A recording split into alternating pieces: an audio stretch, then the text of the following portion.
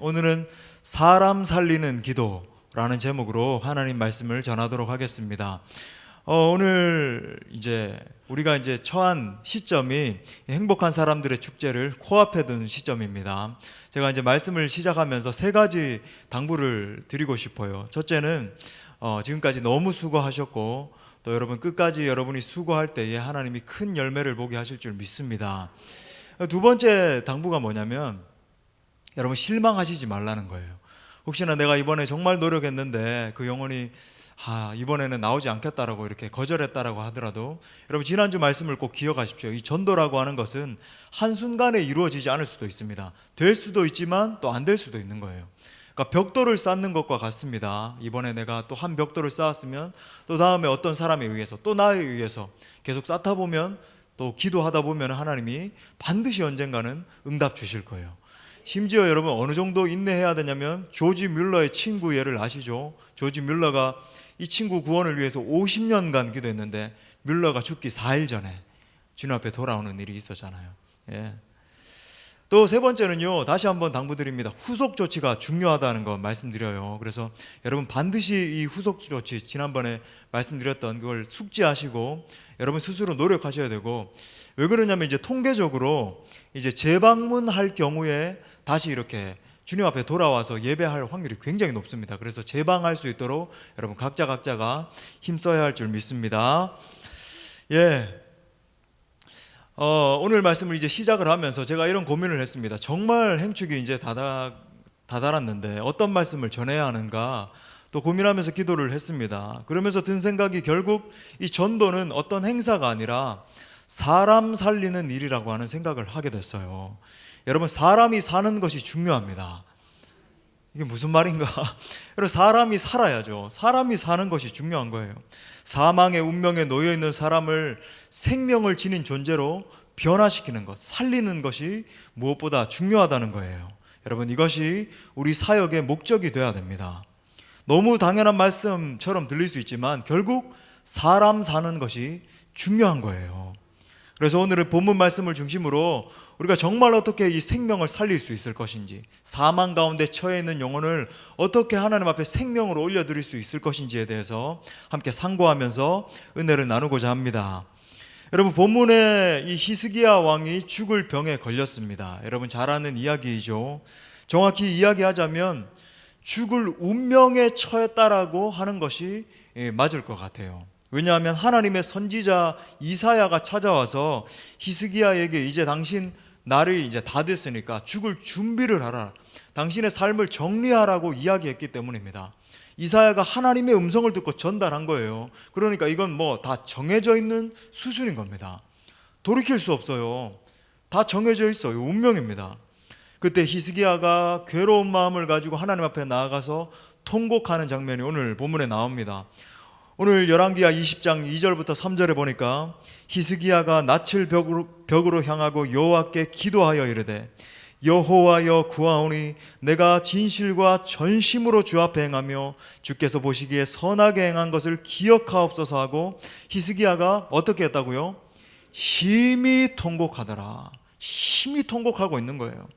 이렇게 통곡하며 애곡하며 기도할 때에 하나님이 그의 기도를 들으시고 응답하셨습니다. 여러분 잘 아시는 것처럼 이 15년의 생명이 연장되는 놀라운 기적이 일어난 것입니다. 죽을 운명이 바뀌는 엄청난 일이 일어난 거죠. 여러분 이 본문 속에서는요, 이 영적 부흥에 관한 놀라운 비밀이 숨겨져 있습니다. 과연 사람이 어떻게 살아날 수 있는지, 과연 이 정해진 운명을 뚫고 이제 죽게 생겼는데 완전 죽을 것이 하나님에 의해서 정해진 것처럼 이 말씀이 들려져 왔는데 이 운명을 뚫고 생명을 지닌 존재로 설 수 있는지에 대한 놀라운 의미심장한 메시지를 우리가 들을 수 있습니다. 세 가지로 살펴볼 텐데 첫 번째는요, 한번 따라합시다. 기도는 운명을 바꾼다.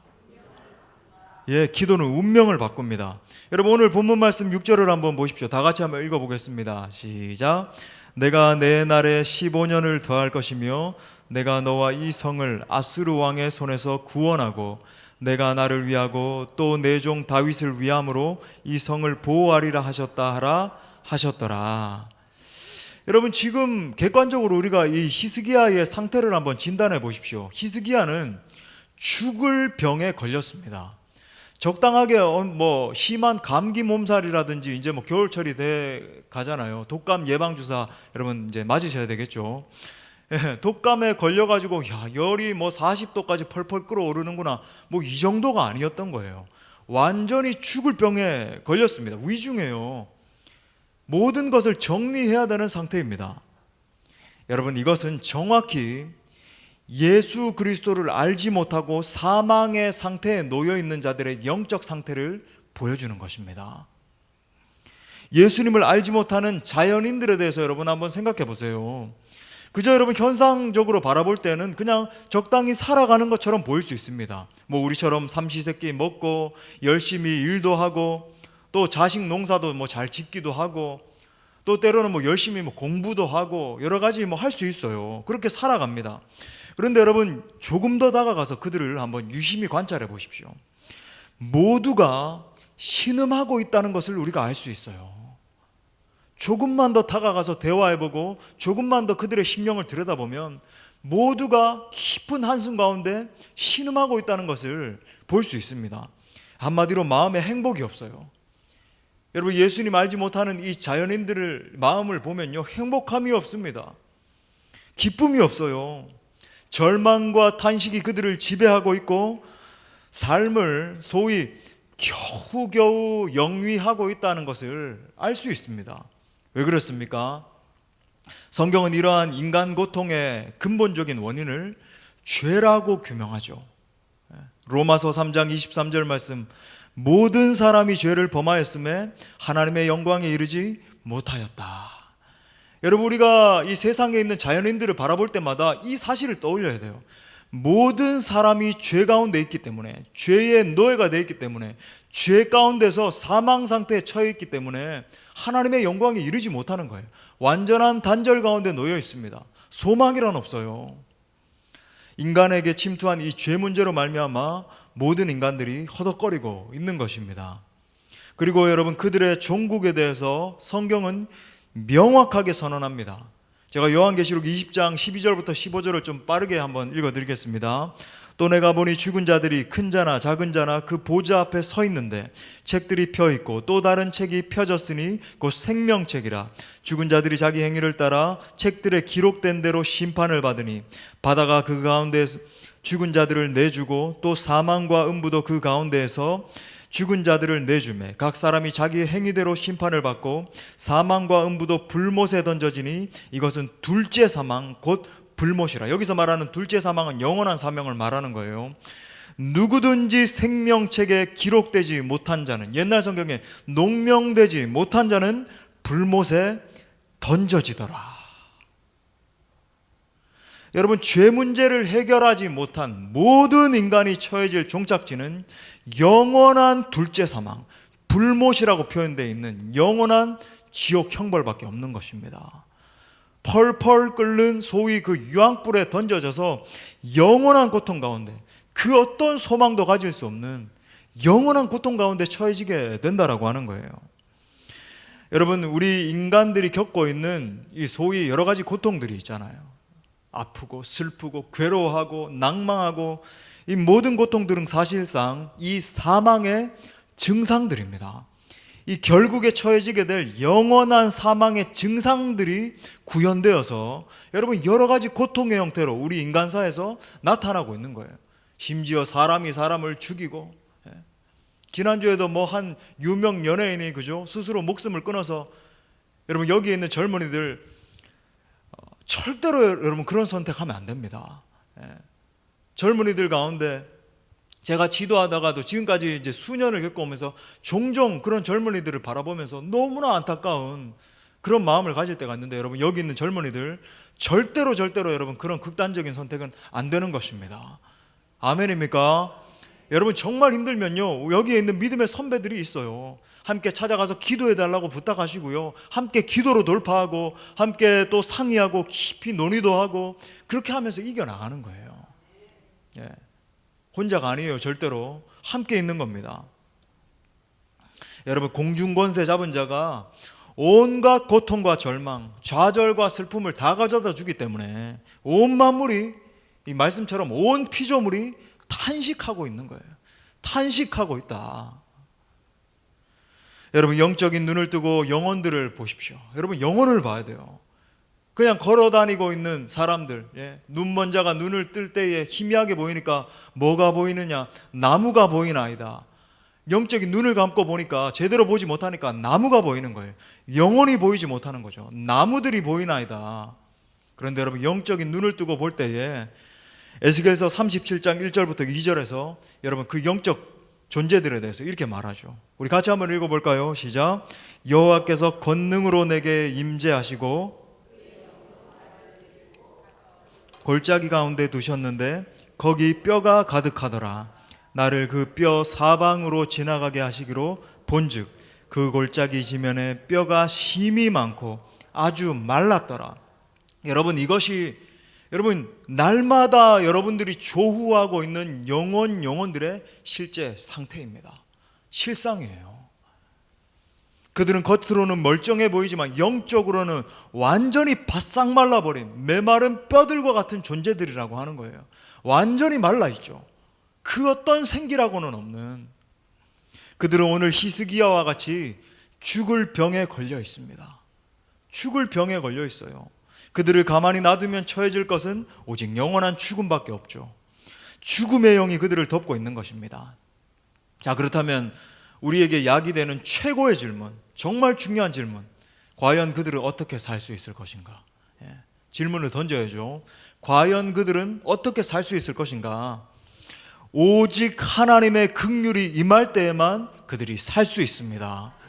여러분, 하나님의 자비와 긍휼이 임해야지만 죽은 자가 살아나는 거예요. 병든 영혼이 고침받을 수 있는 것입니다.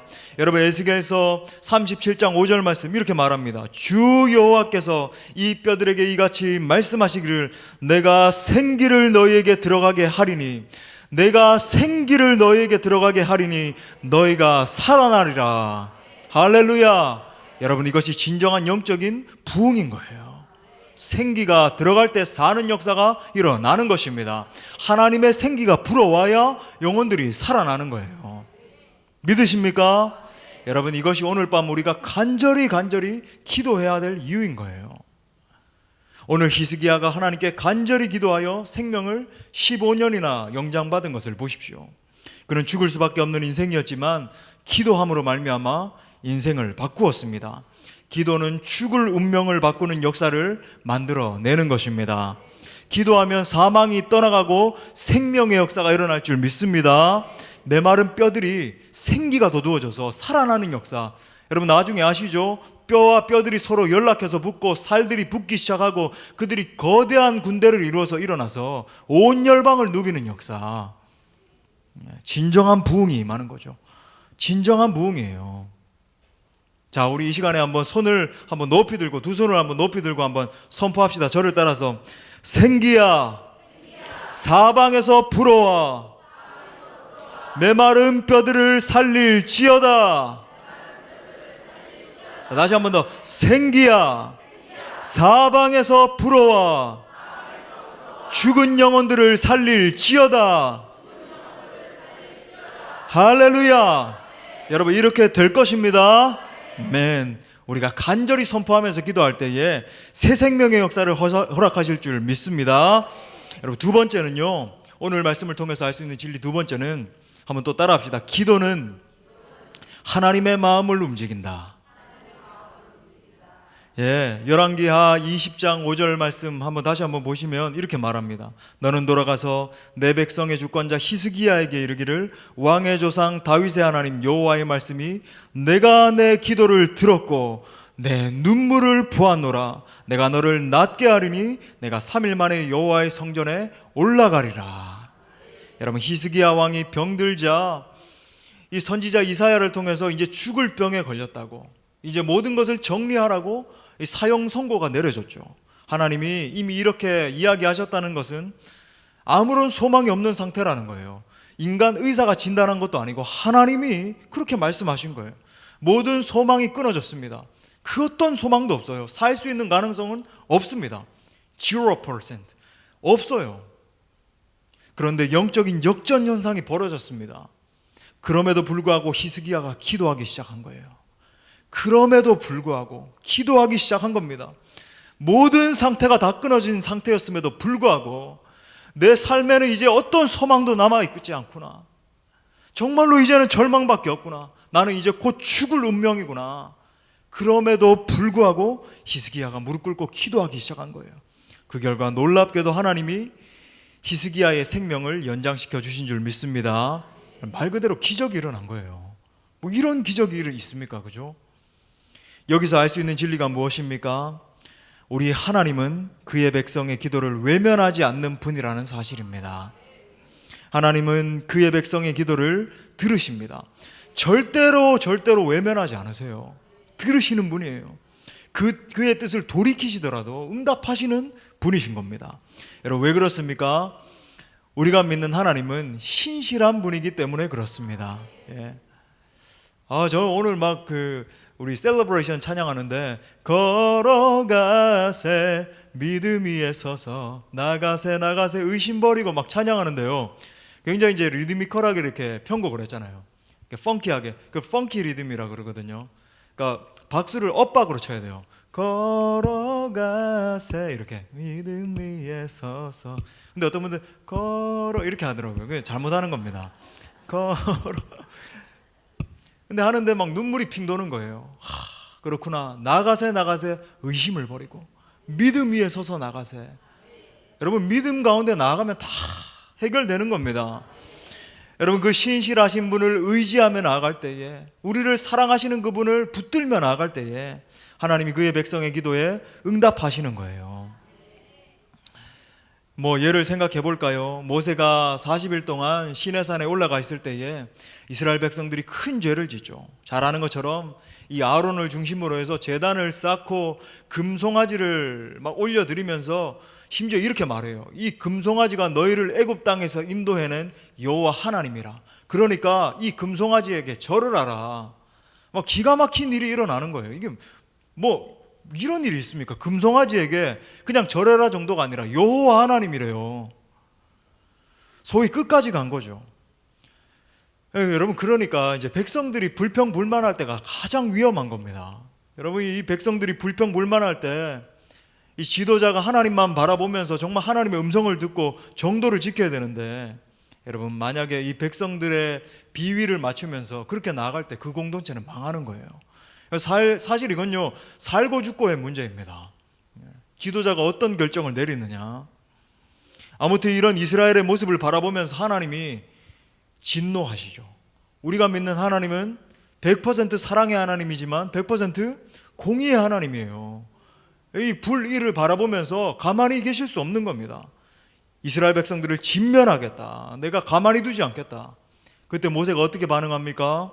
하나님 앞에 나아가서 뭐 완전히 납작 엎드리는 거예요. 막 벌벌 떨면서 엎드리는 겁니다.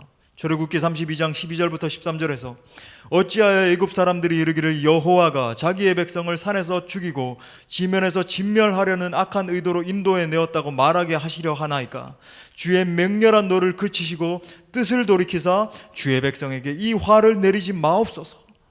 이 화를 내리지 마옵소서. 주의 종 아브라함과 이삭과 이스라엘을 기억하소서. 기억해 달라는 거예요. 주께서 그들을 위하여 주를 가리켜 맹세하여 이르시기를 내가 너희의 자손을 하늘의 별처럼 많게 하고 내가 허락한 이 온 땅을 너희 자손에게 주어 영원한 기업이 되게 하리라 하셨나이다.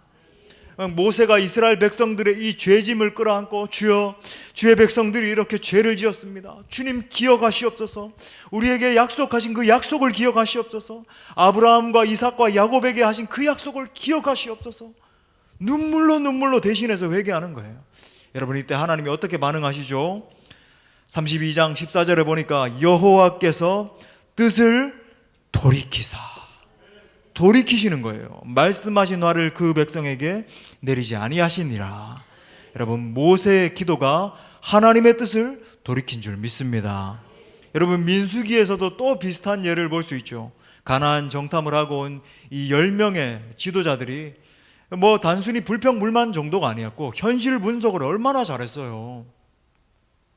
믿음의 눈으로 말하는 것이 아니라 현실을 요목조목 분석해서 그들의 키는 뭐 장대와 같고 그들이 뭐 밟는 땅, 그들이 가지고 있는 땅은 뭐 이 땅의 기운이 너무 세고 우리는 그들에 비하면 메뚜기와 같고 네피림의 자손 앞에 선 우리는 뭐 이 작은 족속이니까 우린 다 죽었다. 현실 분석을 얼마나 잘했는지. 여러분, 이 현실 분석만 하는 10명의 지도자의 말을 듣고 온 이 이스라엘 백성들이 그날 밤부터 이 사시나무 떨듯이 막 떨기 시작하는 거예요. 두려워 떨기 시작하는 겁니다.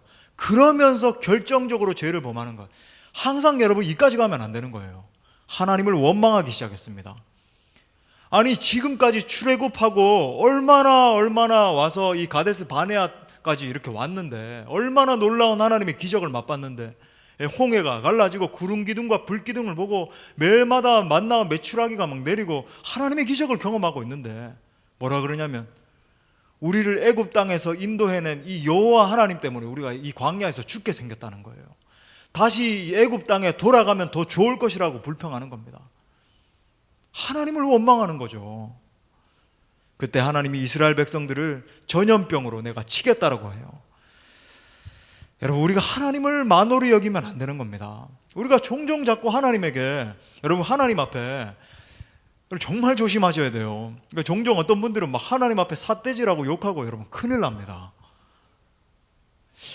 가끔 이렇게 보면 설교자들이 하나님 앞에 종종 그래도 된다고, 나도 그랬다고 굉장히 위험해요. 하나님은 하나님이세요. 하나님은 신이시라고요. 예.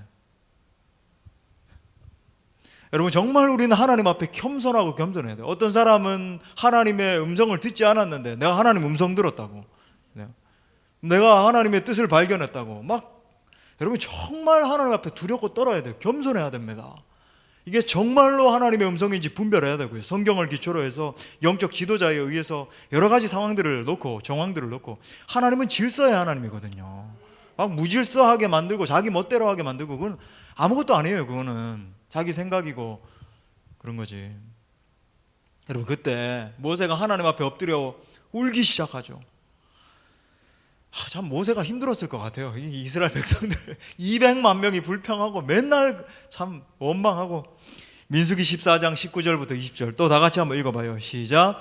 구하옵나니 주의 인자의 광대하심을 따라 이 백성의 죄악을 사하시되 애굽에서부터 지금까지 이 백성을 사하신 것 같이 사하시옵소서. 여호와께서 이르시되 내가 내 말대로 사하노라. 모세의 기도를 들으신 하나님이 그의 백성의 죄를 용서해 주셨습니다. 사랑하는 여러분, 간절한 중보기도는 하나님의 마음을 움직이는 능력이 있는 거예요. 이건 정말 성경적인 겁니다. 제가 여러 세 개의 이 예를 든 이유가 있는 거예요. 우리가 간절히 기도할 때 하나님이 그 마음을 움직이셔서 사람의 마음도 움직여 주세요. 상황을 뒤집어 주십니다. 날마다 최종 막판에 가가지고 절망의 상황을 완전히 능력의 상황으로 바꿔버리세요. 믿으십니까? 여러분, 이 믿음이 임해야 돼요. 그러니까 여러분 기도할 때마다 새벽에 내 할 말 다 하고 주님 감사합니다, 안녕히 계세요, 예수님 이름으로 기도합니다, 아멘, 집에 가면 안 되는 거예요. 내 안에 정말 이 믿음이 생길 때까지 주님 그렇군요, 주님이 반드시 이 상황을 역전시켜 주실 줄 믿습니다, 내게 이 믿음 주셨으니 내가 이거 붙들고 나아갑니다, 이때까지 여러분 기도해야 되는 거예요. 할렐루야. 예. 오늘 밤에도 그런 역사가 있을 줄 믿습니다. 어떤 불가능의 상황이라 할지라도 우리가 중보기도하며 나아갈 때에 정말 도저히 저 지체만큼은 주님 앞에 돌아오지 못할 것이다, 우리 전도하면서 그런 지체들 있잖아요. 그런 지체도 제가 한번 간증드렸죠. 예?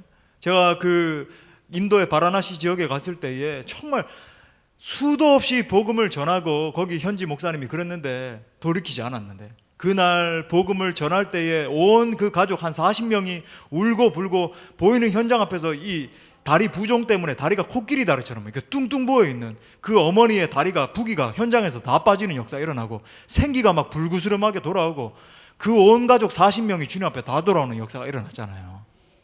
여러분, 우리가 주님 앞에 간절히 기도하면 주님이 놀라운 기적의 역사를, 역전의 역사를 주실 것입니다. 자, 마지막 세 번째로 한번 또 따라 합시다. 하나님은 눈물의 기도를 보신다. 예, 그래요. 하나님은 내 눈물의 기도를 보십니다. 결코 여러분 간과하지 않으세요. 여러분 5절 말씀 다시 한번 보십시오. 중반절에 보니까 여호와의 말씀이 내가 내 기도를 들었고 내 눈물을 보았노라. 내 눈물을 보았노라. 그러면서 뭐라 그래요? 내가 너를 낫게 하리니 너가 기뻐 뛰면서 여호와의 전에 오르리라. 여호와의 전에 오른다는 건 뭐죠? 하나님을 예배하는 그 영광을 다시 완전히 회복시켜 주시겠다는 거예요. 하나님께서 눈물의 기도를 보시고 직접 문제를 고치셨습니다. 여러분 여기서 우리가 느낄 수 있는 부분이 있어요.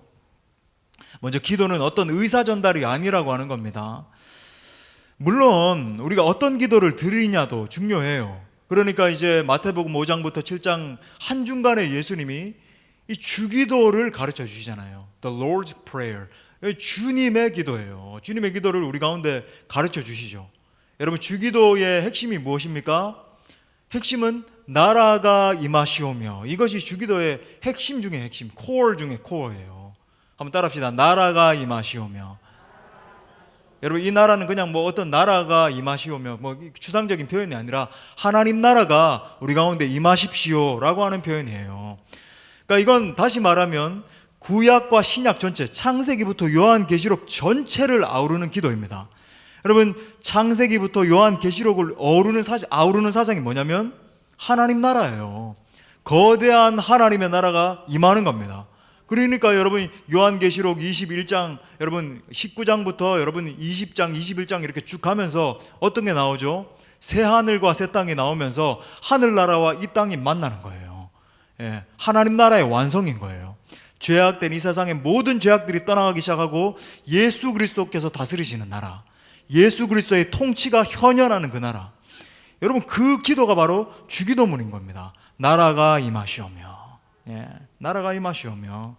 그래서 독일의 신학자 요아킴 예레미야스가 극찬한 것처럼 주기도문은 이 기도 중에 기도라고 하는 것입니다. 이만큼 우리의 이 기도의 내용이 중요해요. 그런데 지금 제가 본문에서 강조하고자 하는 것이 무엇인가? 내용을 뛰어넘어서 여러분 히스기야의 절박함을 보십시오. 히스기야가 얼마나 절박한지. 여러분 지금 히스기야를 한번 보세요. 마음이 다 무너져 버렸어요. 이제 죽게 생겨서 마음이 다 무너졌습니다. 모든 소망이 다 끊어졌어요. 말씀 준비하는데 여러분 이런 극단적인 예가 생각이 나는 겁니다. 내가 어느 날 뭐 아무렇지도 않게 건강 진단을 받게 됐는데 암 말기라고 하는 이야기를 듣게 된 거예요. 내가 어느 날 아무렇지도 않게 이렇게 뭐 잘 살고 있는데 가끔 영화 같은 거 보면은 아이가 어떤 범죄자에 의해서 없어져 버린 거예요. 뭐 이런 여러분 그런 상황 아닙니까? 모든 소망이 다 끊어지고 여러분 손이 벌벌 떨리고 입술이 바짝바짝 타들어가고 이거 도대체 어떻게 해야 되는가? 난 이제 큰일 났구나. 지금 히스기야가 그 상태라고 하는 거예요. 여러분이 못 느끼실까 봐 견디지 못하는 상황입니다. 하나님 앞에 완전히 주저앉아 버렸어요. 여러분 정말 다급한 상황이에요. 하나님 나 이제 죽게 생겼습니다. 이거 어떻게 해야 됩니까?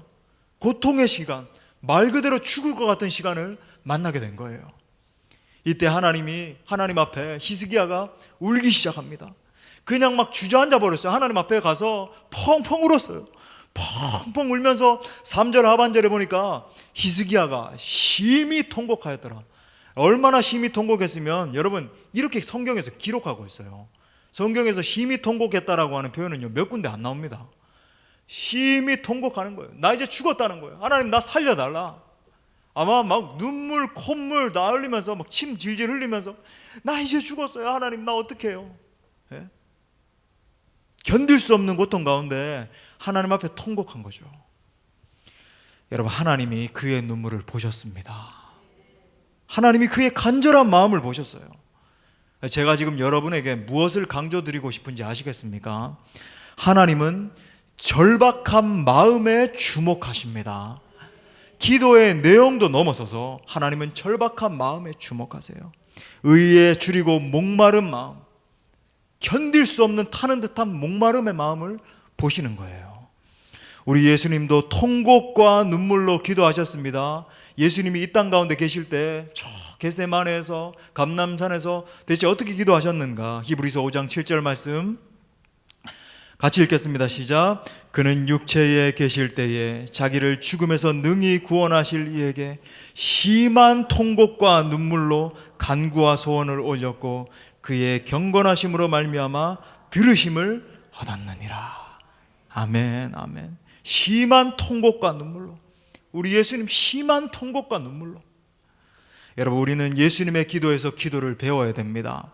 예수님의 기도를 보면 늘 세 가지가 흐르고 있는 거예요. 땀이 흐르고 눈물이 흐르고 피가 흐르고 있는 겁니다. 겟세마네 동산에서 기도하실 때에 땀방울이 핏방울이 된 거예요. 혈관이 터질 정도로. 제가 종종 이제 부르짖으며 기도할 것을 강조 많이 하잖아요. 여러분 정말 부르짖으며 기도하십시오. 근데 아직까지도 목을 많이 아끼고 있는 지체들이 있다는 사실을. 목사님, 저는 목이 약해요. 그런 사람 아무도 없어요. 저도 옛날에 성대가 굉장히 강한 것 같죠. 여러분, 저는 평소에도 성대 관리를 굉장히 해요. 꿀물 마시고, 또 지체들이 갔다 와서 도라지 한 방울씩 넣고, 프로폴리스 또 막 몇 방울씩 떨어뜨리고 난리를 칩니다. 그리고 이제 단련도 많이 했어요. 기도를 이제 산에서 할 때에 어릴 때부터 이런 마음이 어떻게 들었는지 모르겠는데, 내가 한번 많은 산기도 가면 이제 많은 기도 소리가 들리잖아요. 내가 저 사람들의 소리를 한번 다 뚫어버리라. 그래서 막 제가 성악 이제 선교 중창단을 했기 때문에 제 선배들 중에서 이제 성악했던 선배들이 많이 있거든요. 그래서 고등학교 때는 이제 성악 발성으로 불렀어요. 지금은 이제 약간 이렇게 약간 팝 발성처럼 이렇게 부르는데, 고등학교 때는 왜 슬퍼하느냐 이런 식으로 불렀어요. 찬양을 잘하죠? 민망해서 짧게 한 거예요. 뭐 얘기하다 여기까지 왔는데, 그래서 이 산에서 내가 저 사람들의 소리를 한번 뚫어버리라 하면서 맨날 목 쉬었어요. 막 주야 하면서 막 어떤 때는 제가 피가 몇 덩어리가 막 올라온 적도 있고 피가 몇 번 터졌습니다. 그러고 나니까 여러분 목소리 성대가 트여요. 제가 또 군대에서 유격 조교 했었잖아요. 그래서 여러 올빼미들 본코스까지 해서 PT 받느라 대단히 수고 많았다. 본코스 기초자유물제 C코스 줄 건너뛰기 코스이다. 여러분 앞에 뭐가 보입니까? 산이 보입니다. 그러면 앞에 있는 산이 뒤로 팍팍 밀려날 수 있도록 올빼미 3회 복창 이러면서 그걸 갖다가 이제 한 100명씩 있는 앞에서 해야 돼요. 이게 참 졸리니까 이런 걸 해야죠. 그러니까 이제 그런 걸 맨날 하다 보니까 성대가 다 튀어버린 겁니다. 그래서 이제 찬양도 하고 이렇게 기도의 인도도 그렇게 하고 하는 건데, 여러분 성대가 터져야 돼요. 이게 뭐가 끼면 안 돼요. 하나님 앞에 막 부르짖어야 되는데, 근데 여러분 이것은 단순히 제가 소리도 높여야 되지만 단순히 소리만 높이라는 말이 아니죠. 마음을 찢으라는 말이에요. 하나님 앞에서 마음을 찢으라는 겁니다. 오늘 히스기야의 마음이요, 예수님의 마음이요, 심한 통곡과 눈물로. 여러분 마음이 찢는 마음이 아직 들지 않으세요? 여러분 이 시대를 보십시오. 여러분 자녀들이 하나님을 경외하지 않고 있는 것을 보라고요. 여러분 교회에 우리는 왔다 갔다 하고 있지만 내 사랑하는 남편, 내 사랑하는 아내, 내 사랑하는 아이들이 하나님을 경외하지 않고 있는 걸 보십시오. 다음 세대가 끊겨져 가고 있는 한국 교회를 보십시오. 우리는 마음을 찢을 이유가 충분히 있는 거죠. 이 시대 상황을 보라고요. 음란하기 짝이 없고 동성애가 창궐하고. 그래서 여러분 부르짖는 기도를 훈련해야 됩니다. 금요 성령 집회 때도 새벽에도 심지어 주일에도 기도가 더 강력해야 될 줄 믿습니다. 하늘을 뚫고 올라가야 돼요. 기도할 때에 내 기도가 하늘을 뚫고 막 쫙 올라가야 돼요. 그런 기도가 있다니까요. 그냥 기도하면 그냥 이렇게 막혀 있는 것 같은 기도가 있고, 하늘을 뚫고 강력하게 올라가는, 사단이 초계와 같이 떨어지는 기도가 터져 나와야 되는 겁니다. 할렐루야. 여러분 이번 행축을 앞두고도 우리가 마음 모아 간절히 기도할 수 있길 바랍니다. 여러분 이 설교자인 임 목사에게는 아무런 능력이 없어요. 임 목사님이 알아서 하겠지. 저는 아무런 능력이 없습니다. 기도가 중단되면 그 어떤 것도 할 수 없어요. 우리가 함께 중보기도 할 때에 주님의 능력이 임해야지만 놀라운 역사가 나타나는 것입니다. 그래서 더 기도해야 돼요. 오늘 이 밤에 더 기도해야 됩니다. 우리 마지막으로 역대하 16장 9절 상반절 말씀, 제가 사랑하는 말씀 우리 다 같이 선포하고 마치겠습니다. 시작. 여호와의 눈은 온 땅을 두루 감찰하사 전심으로 자기에게 향하는 자들을 위하여 능력을 베푸시나니. 아멘, 아멘. 우리가 전심으로 주님을 찾고 찾을 때에 주님이 능력을 베풀어 주실 줄 믿습니다. 그리고 놀라우신 주님 앞에